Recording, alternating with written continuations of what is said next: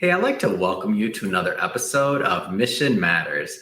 My name is Adam Torres, and if you'd like to apply to be a guest on the show, just head on over to missionmatters.com and click on Be Our Guest to apply. All right, so today I have Jenny Woldt on the line, as she's founder and president of Splashbox Marketing. Jenny, welcome to the show. Thank you so much for giving me this opportunity to share about Splashbox and what we're doing. All right, Jenny. So I'm excited about today's topic. So in preparing for this interview, I did a dive into ADA compliance, what 508 remediation means, why it's important. And I'm excited to bring this content to my audience because I learned a lot as I was researching, and I know you have much more insight to give than on this topic as well. So excited to get into it and the importance of it. But to get this episode started, we'll start it the way we start them all, with our Mission Matters Minute. So Jenny, we at Mission Matters, we amplify stories for entrepreneurs, executives, and experts. That's our mission. Jenny, what mission matters to you?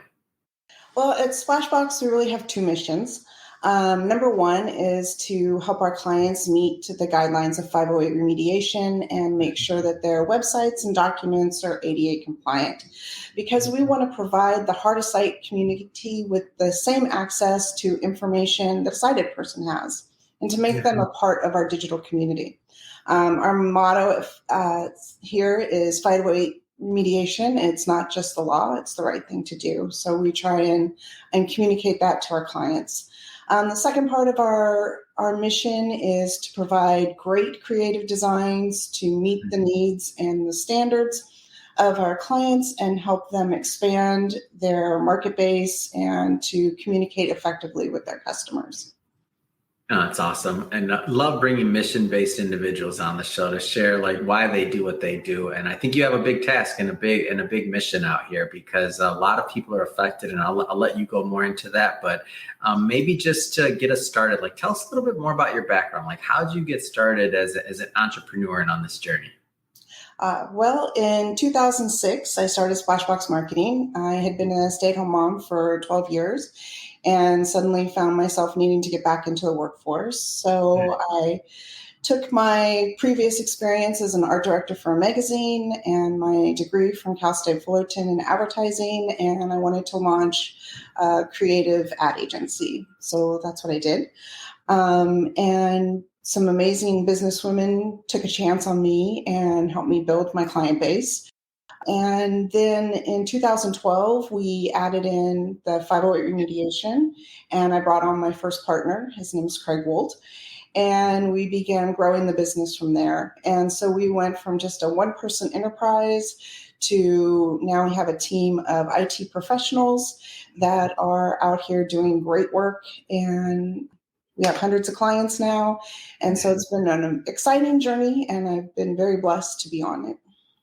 What an amazing story. And, there'll be some people that watch this and they're maybe not quite as far along in their journey as you. And I mean, what you said, as you mentioned, you went from being the homemaker, I believe, and kind of and raising your child. And for the first 12 years or something, you're out of the workforce. And now you're starting a business yourself. So that tell us a little bit more about what that's like, because I feel like there's a lot of people out there now that are considering starting a business and maybe they just kind of don't know exactly the direction or where they want to go with it. Like what kind of advice would you tell them? One, just, creating something that you have a lot of knowledge base in, obviously. Not being afraid to ask questions. I picked a lot of people's brains. I still do. Trying to learn more and get more information. Don't be too hard on yourself. Also, setting up boundaries for yourself. It's so easy when you are, like most small businesses, to work 24/7, but to create a healthy environment for yourself. And to really stay focused on the important things in life, no matter what's going on. And for me, that's family. And that's the whole reason that I wanted to go out on my own to do something, was so that I was still available for my kids when I wanted to be. So It's awesome. Great advice there. And so fast forwarding a little bit. So now you got Splashbox marketing going. It started originally, I believe you said, as an ad agency and doing a lot of things you are doing. And then you find this specialty. So this ADA specialty, I would say, or niche, however you want to say it. Like, what drew you to that? Like, where was the connection there that you were like, oh, this is something that we really want to build out? Well, I had never heard of it. I had no idea what it was. And I had a client come to me and they had been fined um, by a regulatory agency for not having their documents compliant. And I was providing their marketing services at the time. And they said, hey, we need to find out what 508 is. We need to find a company to do it and get it done quickly because we've been dinged for not having it done. So I went out, I started doing the research. I found out, all about it. I found them some vendors. Yeah. They were very expensive, and I pretty much gave them a breakdown of how much it was going to cost them, and how we could move forward. And they're like, came back and they said, well, we decided we want you to do it. And I was like, oh. Interesting. So problem of when you're good at what you do, Jenny, you just now explained it. Can you just do it for us? Yeah, can you just do this? And so I went to a company in Washington, D.C. that has a software that we were starting to use at the beginning, and got some training, got certified in it, and then came back, and I was like, it's time-consuming process. It's not an easy thing to do. And so that's when I brought Craig on. He said, I'm kind of interested in this. I think I could do this. And I'm like, great. So it began a journey until we, now are very proficient in 508 remediation, to the point that we've now consulted with that software company on new versions of the software, and do a lot of training, just letting people know what 508 is. So before we go any further in this, because I a bunch of questions I want to ask, but I don't want to assume that everybody watching this knows, the significance of ADA compliance or 508 remediation. Maybe start by kind of telling us a little bit more about that. Okay. Well, simply put, 508 remediation and ADA compliance just means that your documents and your websites have undergone procedures to make them more accessible to the hard to cite community. The 508 is actually the number of the law. Just like 504, it addresses hard of hearing, so that's your closed captioning. 508 addresses the hard of sight. So when you make a document 508 compliant, it means that a person with limited vision is able to have the same experience as a sighted person. So for instance, this makes sure that the document reads in a logical order. So if you took like a newspaper with its multiple columns, a screen reader wants to naturally just read right to left. So it's going to read right across the top of those columns. So nothing is going to make sense to the hard of sight person. So we go behind the scenes and we tell the screen reader, you're going to read down and then back up and down. Also, we add alternate text to images so that they have a word picture in their head of what it is on that page and how it relates to the information around them. We also put in bookmarks so that the person can navigate the document. I mean, we remediate documents that are upwards of 3,000, 5,000 pages. So imagine you're trying to get it through this insurance document. You need some information that's on page 3,500. And you've got to scroll through all that, or you have to read through all that to try and find that information you need. So we make it easier to navigate those big, huge documents.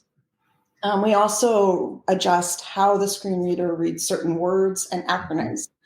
For instance, HMO, which a lot of our healthcare providers have that acronym HMO going throughout their documents, and the screen reader will at times want to read it as homo.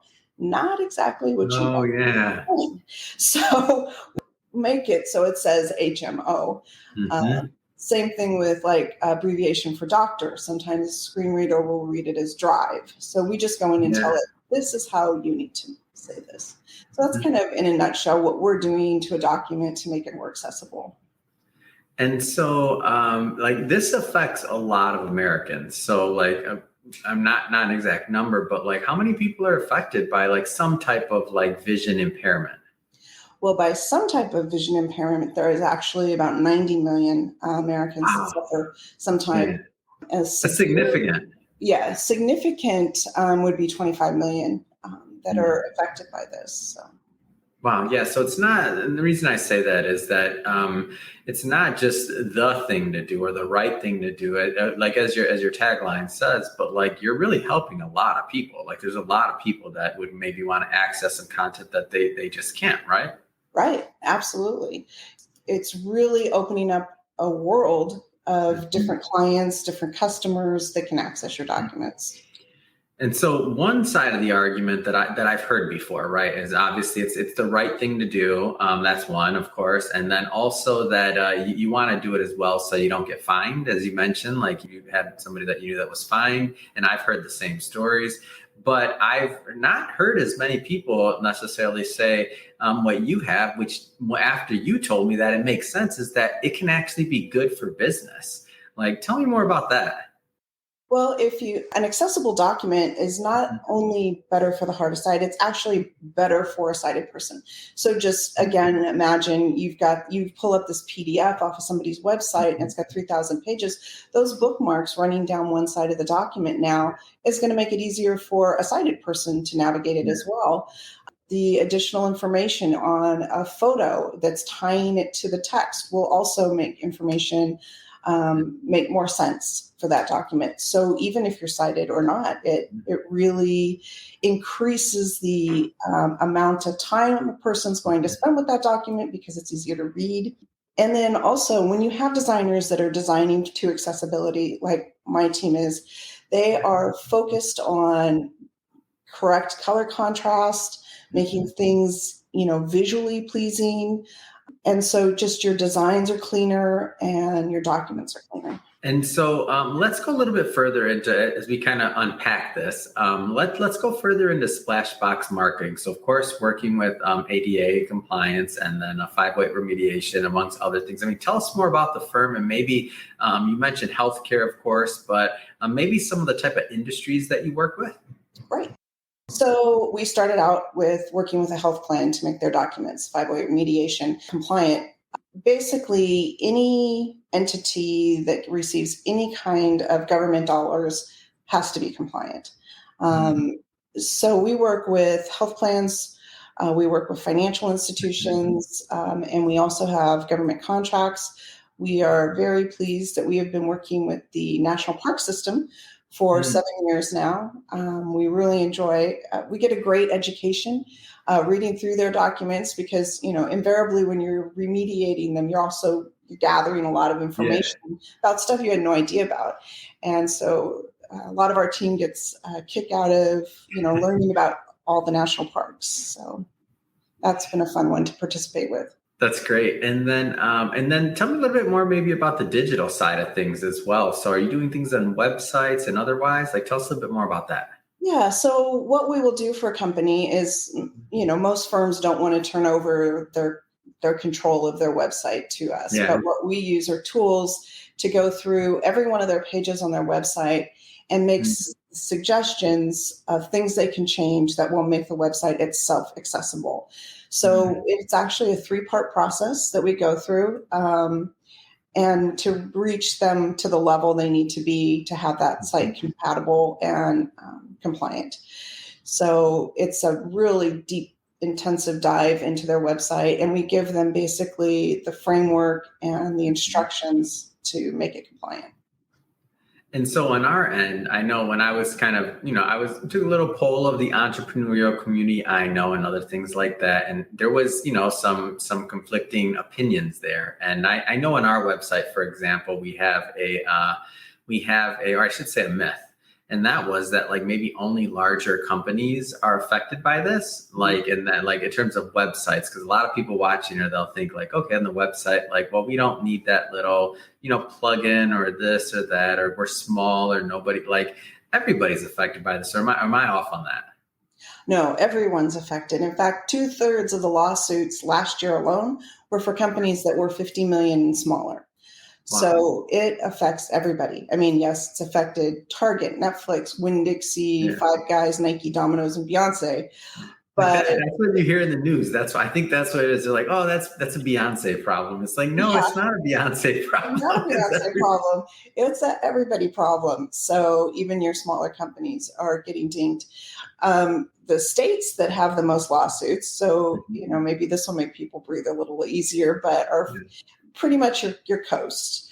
So for whatever reason, that's where most of them are going on each side, where there's the most. But like it is exponentially increasing every year. And as we become more and more focused on e-commerce and online shopping and all of that, it's only going to increase.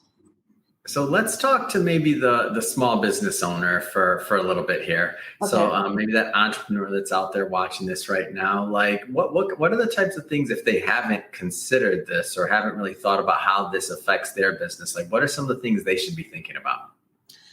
Well, they should start thinking about from ground zero, finding out about accessibility, finding out what changes they can make to designs that is going to make it easier to make the document accessible. The thing I would caution about, there's a lot of companies out there that will say, oh, we can totally automate this and we're going to charge you like 50 cents a page and it's completely automated and then you'll be compliant. And that's not true. Unfortunately, it does require some part human intervention. And so I have run across several times where in the small print, I've read the contracts that these things they don't do. Well, those things too are required to make you compliant. So what we're seeing is people are coming to us after the fact and going, I thought I was compliant, but I wasn't really. So you really, when they say that, we have a document that shows all of the levels that you have to reach to be compliant, you really do have to do all of them to avoid the lawsuits. And you mentioned working a lot with government contractors, among healthcare, of course, but also government contractors, and that their documents and that they need to be ADA compliant. Like, tell me a little bit more about how that works. Well, basically, any document that resides on your website needs to be compliant, no matter how big you are. But if you're a government contractor, that's applies even more to you. We can either do one or two things. We scroll people's websites and we download all their documents and make them compliant, or they send them to us and we will. But everything and everybody's got to be compliant.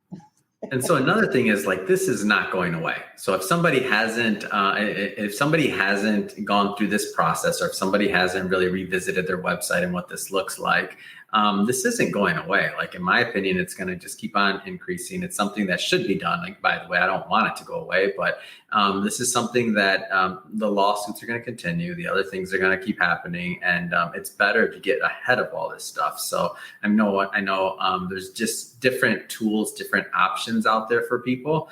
Maybe share like some of that, like in terms of tools. Of course, they can work with your team, like, of course, if they're, but what are some of the things that they can do, like, overall? Well, your Adobe products have really come a long way. Adobe is very, very, very focused on accessibility. So I highly recommend, doing your designs and utilizing the Adobe products. Microsoft as well is highly focused on accessibility, and they've built in also a whole lot of things into their documents to help make them accessible quickly. And then just, even if you just do some deep dives yourself and really learn about, what's involved and what needs to be done, just arming yourself with information so you know exactly what a compliant document looks like. It's awesome. Well, Jenny, I just have to say it's been great having you on the show to learn more about, like, your work, of course, what you're doing at Splashbox Marketing, but also, the ins and outs of ADA compliance, 508 remediation, what that means for business owners out there, and, government contractors and all the people that are affected, of course, and how it can actually be good for business, and like how it helps the accessibility even for, people that don't have a vision impairment. So I think that's awesome. So I just have to ask you, so I know you guys are growing over there. I know a lot going on from our conversations prior. So what's next? What's next for you? What's next for Splashbox Marketing?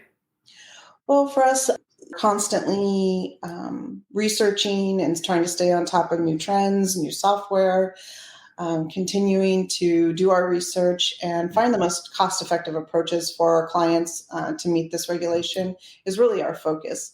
We're always excited when we find a new way to streamline our services using some new tool that has come onto the market that we can utilize in doing our remediation. So just really staying on top of that and continuing to educate people on the importance of accessibility. I became passionate about this because as a kid, my grandfather was an avid reader. And when he lost his ability to see anything, it really affected his level of happiness because he went from just reading all the time to now he couldn't. And that hurt. I felt terrible for him. So at times, I feel like we're doing this for everybody else's grandparents and parents and children that are hard of sight and just making a difference in the world and making people aware that this issue exists and there are ways to help the community. Oh, that's wonderful. And if somebody's watching this, Jenny, and they want to learn more and to connect with you and your team, I mean, what's the best way for them to do that? Head on over to splashbox.com and fill out our contact form or give us a call. And we'd be happy to set up a time to, give you a review of your website. We will do that, initially give you kind of an overview for free and just talk about what options are available to you. Fantastic. And we'll put all that in the show notes as well. So the audience can just click on the show notes and head right on over and check out Splashbox Marketing. So great stuff there. And one of the big takeaways, hey, so this is not a Beyonce problem, just an Apple problem. This is not for Target only. Like this is for everyone to be thinking about. So I learned a lot. If you're watching this in the audience, I hope that you learned a lot as well. That being said, if this is your first time with Mission Matters, definitely hit that subscribe button. We're a platform that's all about bringing on entrepreneurs and professionals and having them really share what their mission is and why they do what they do. If that's the type of content you like, again, hit that subscribe button. We have many more mission-based individuals coming on, and we don't want you to miss a thing. And Jenny, really, it has been a pleasure. Thank you again for coming on the show. I really enjoyed it. Thank you so much for having me. It was a pleasure. Thank you.